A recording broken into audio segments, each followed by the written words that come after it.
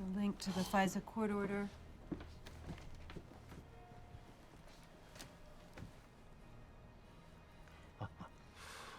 Well done, Janine. I told you she wasn't a pushover. No, it feels so goddamn good to be wrong.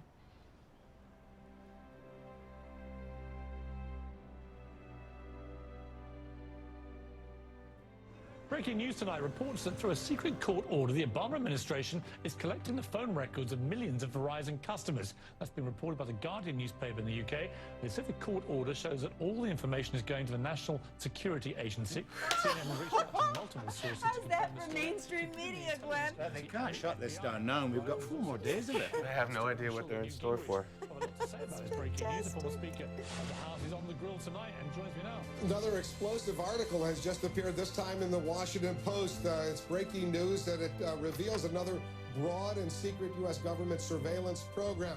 The Washington Post and the Guardian in London reporting that the NSA and the FBI are tapping directly into the central servers of 9 leading internet companies, including Microsoft, Yahoo, Google, Facebook, AOL, Skype, YouTube, and Apple. The Post says they're extracting audio, video, photographs, emails, documents, and connection logs that enable analysts to track a person's movements and contacts over time. In the abstract, you can complain about Big Brother and how this is a potential program run amok. But when you actually look at the details, then I think we've struck the right balance. U.S. President Barack Obama staunchly defends U.S. government programs, insisting that they were conducted with broad safeguards and to protect against abuse.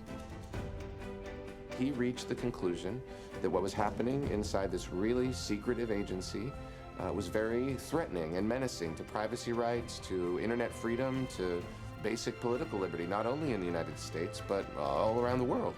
And he felt it was his duty as a human being to disclose it.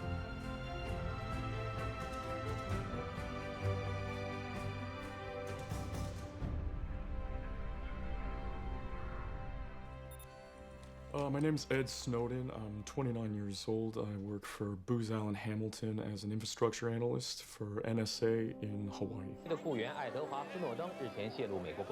NSA.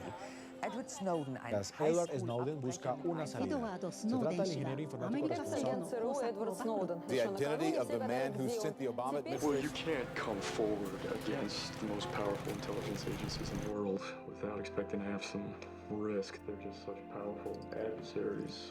No one can meaningfully oppose them. You did it. If they want to get you, they will get you in time. The kid did it. It's just going to get worse for the next generation as they extend the capabilities of this sort of architecture of oppression. And you realize that you might be willing to accept any risk as long as the public is able to make their own decision about how this is applied. Because even if you haven't done anything wrong, you're being watched and recorded. Look, I had access to the entire intelligence community. So if I had wanted to harm the US, you could shut down the entire surveillance system in an afternoon. But that was never my intention. And I think anybody that's making that argument, they have to think, if they were in my position, living in Hawaii, in paradise, making a ton of money, what would it take to make you leave everything behind? The fear that I think I have most in regards to the outcome for America of these disclosures is that nothing will change. In the coming months and in the coming years, it'll just get worse. And then eventually, at some point, some new leader will be elected who flips the switch, and the people won't be able to do anything by that point to oppose it.